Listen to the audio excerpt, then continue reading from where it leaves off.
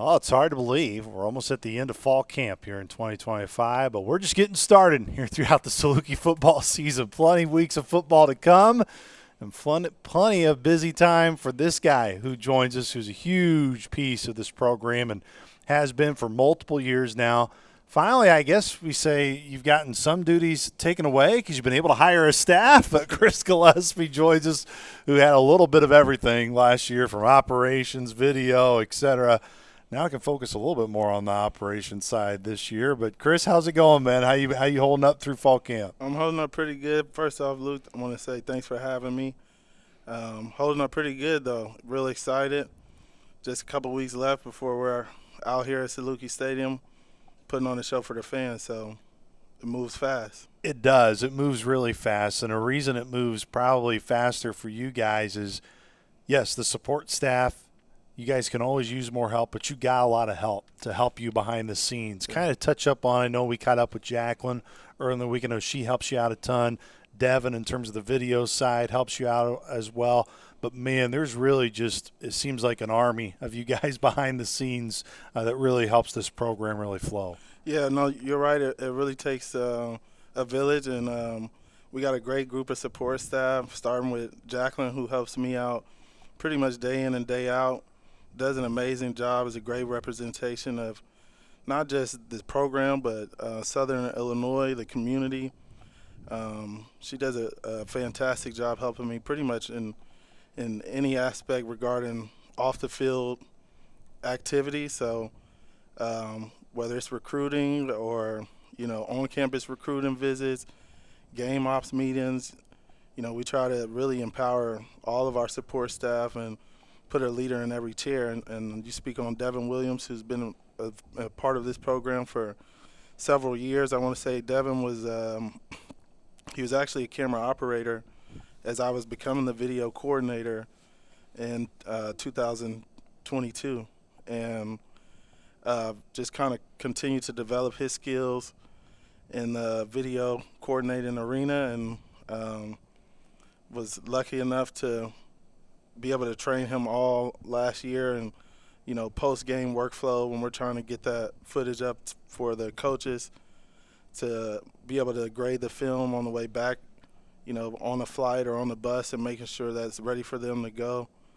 And Devin's done a fantastic job kind of learning that curve and taking that under his realm. So, yeah, our entire support staff, I got a true heart for support staff, just because, oftentimes it's a thankless job, and, they're always in the trenches, but it takes all of us to, really keep things going.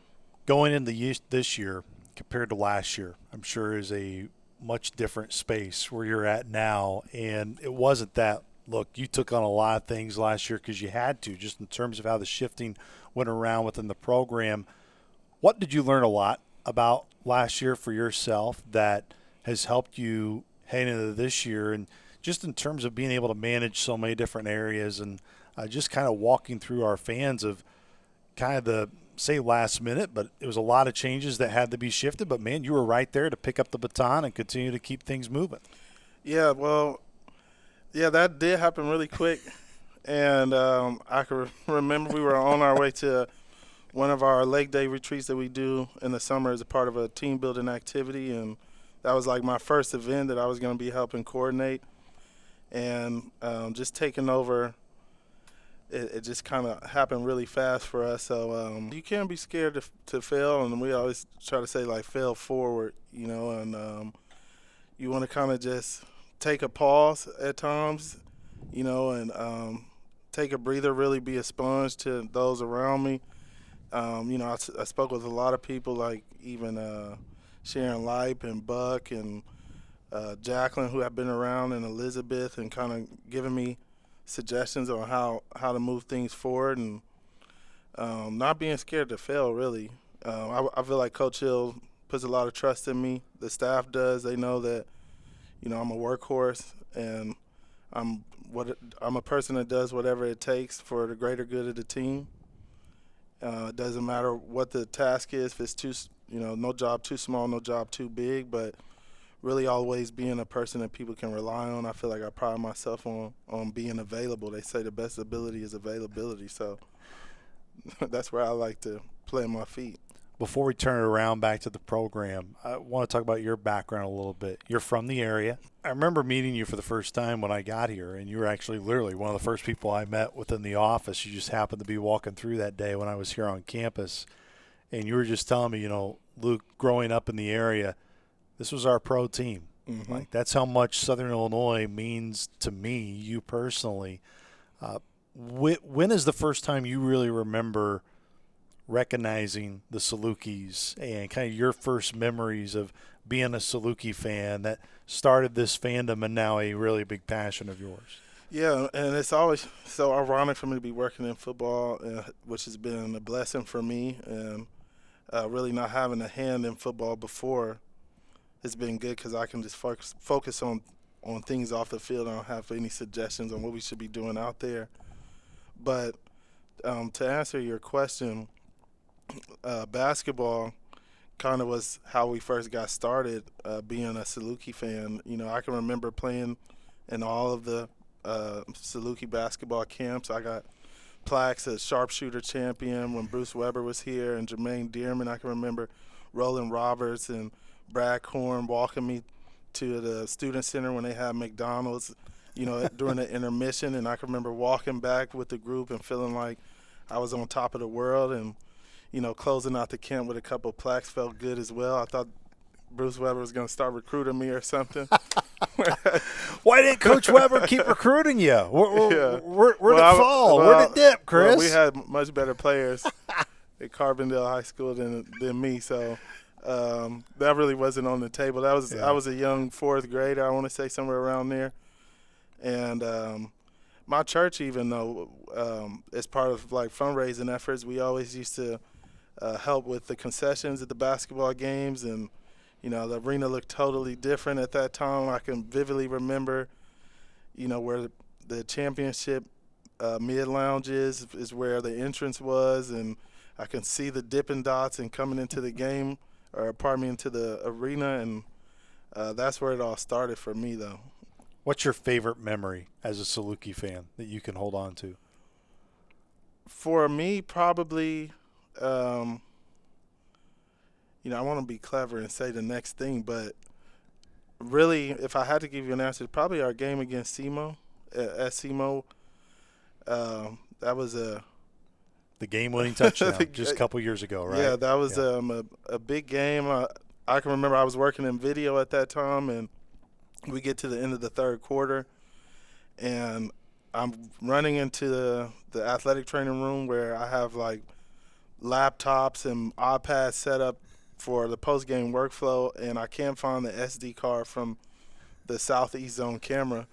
And I'm just looking through bags, and I just can't find it. I can hear the commotion. I can't see the game at this point because I'm inside. And I can just remember I just put everything down once I heard a real big scream and yell, and I'm like, what is going on? So, we take the lead or what have you, and shortly after I end up finding the SD card, but I could just remember thinking that everything will be fine, as long as we leave out here with the W. So what an exciting game for the team. What a exciting game to be a part of, teaching us some resiliency and really just playing through all four quarters. What ultimately got you in to the position that you're in, Chris? What led you down the path of kind of getting into that support staff role here at SIU? Yeah, honestly, I feel like just my number was called in a way. It all started with video originally, really helping out over at John A. Logan under Coach Kyle Smith-Peters and Coach Tyler Smith-Peters, and Coach Clancy was there at that time, John Clancy, when I first got there, and was doing a really good job helping them with some creative media stuff, and then transitioned into like the winter spring for football, and they were looking for some help in the photography space, really in recruiting, and trying to land some guys with the whole recruiting experience. And I basically responded to a Facebook post.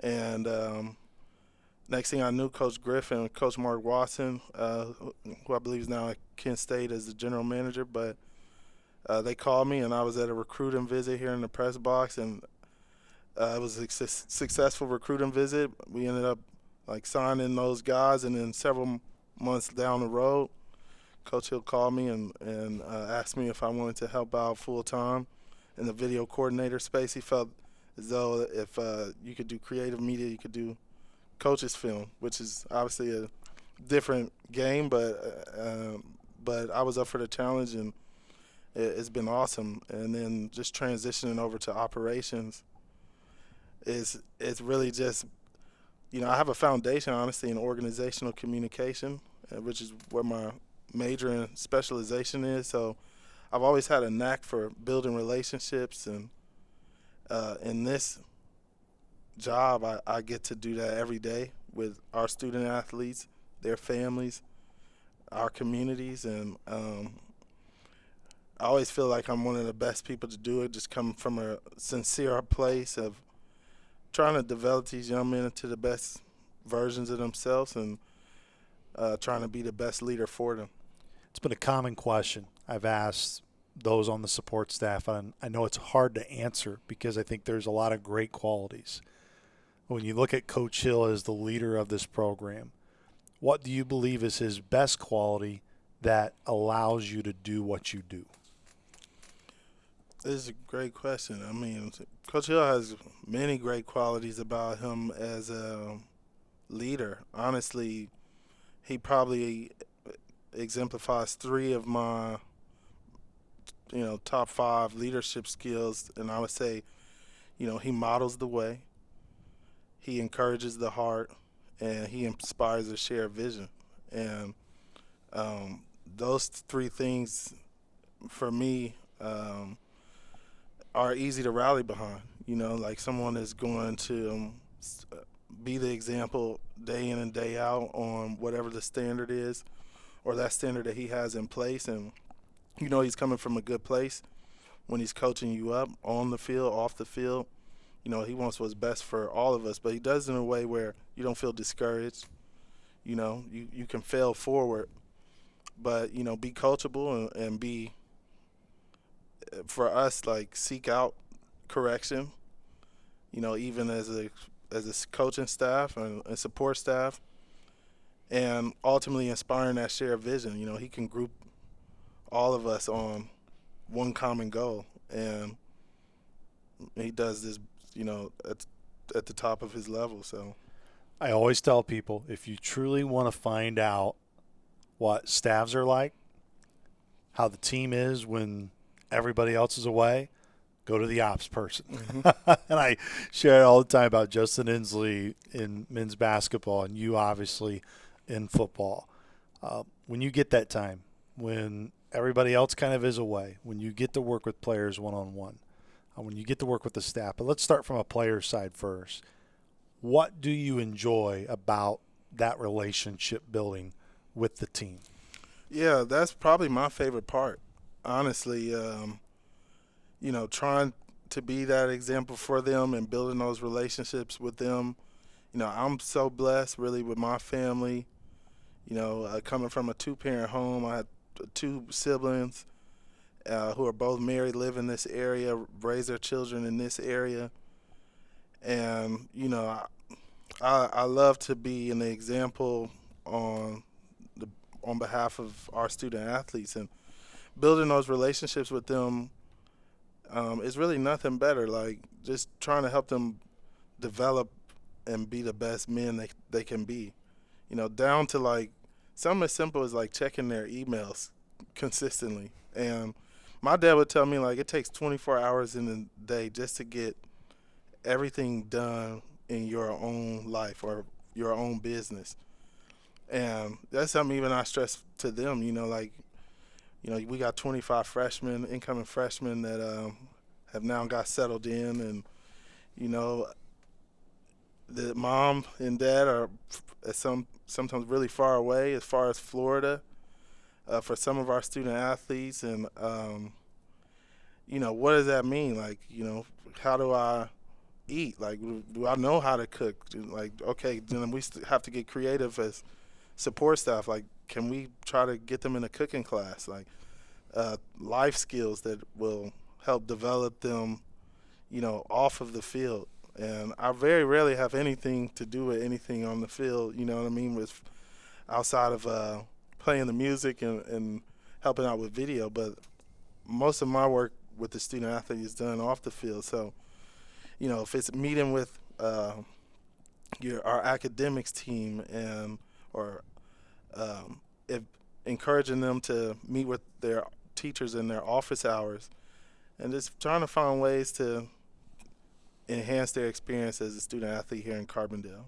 Like, you've been preparing for this football season, I know, from the travel standpoint, et cetera, for a long time. Mm-hmm.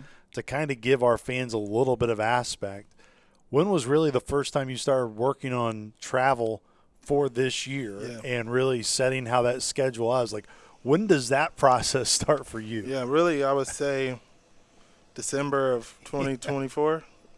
Yeah. It's year-round. I'm always pretty much months ahead of everybody else in a way, just making sure travel is correct. We normally start off with 50 doubles and 20 singles whenever we're traveling to these different hotels, and it's a lot to coordinate, and you got to be in front of that stuff well in advance. So, from not just from the season, but like even in the summer, where like this previous summer you're working towards the camp coordinating, and there's just a lot that goes into it.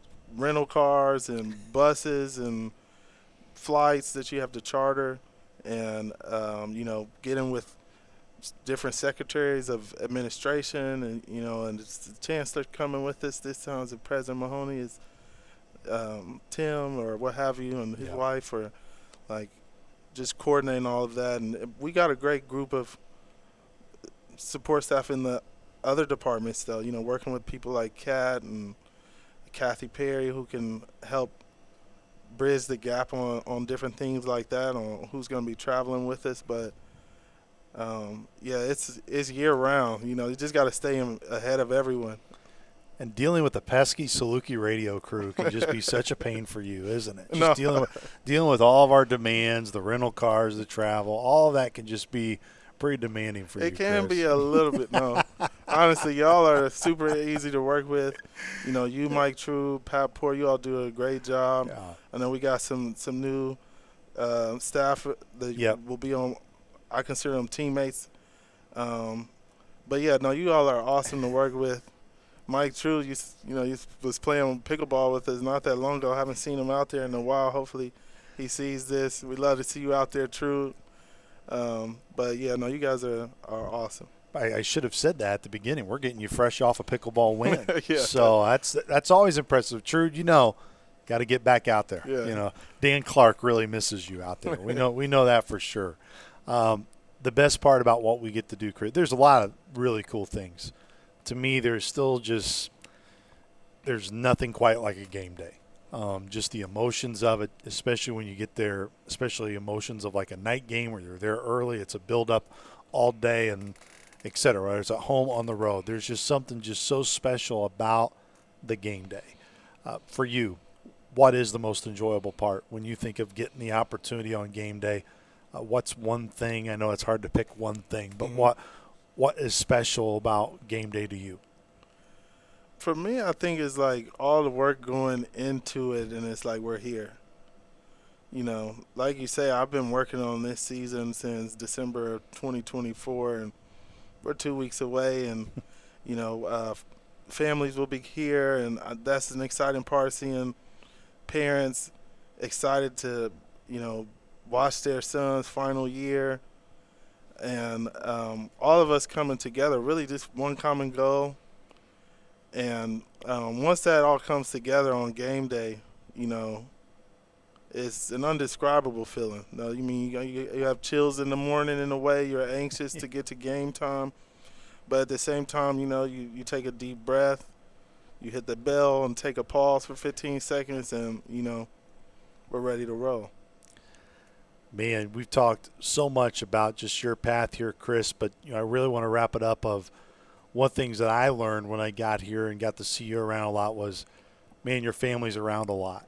And I believe this past year you were able to get engaged, right? Oh yeah, Yeah. No, So I mean, like, yeah. you gonna be getting married here soon? Yeah. Have you picked the wedding date? No, we haven't picked the wedding date Okay. though. But me and my fiance Jamie, we call her Gigi.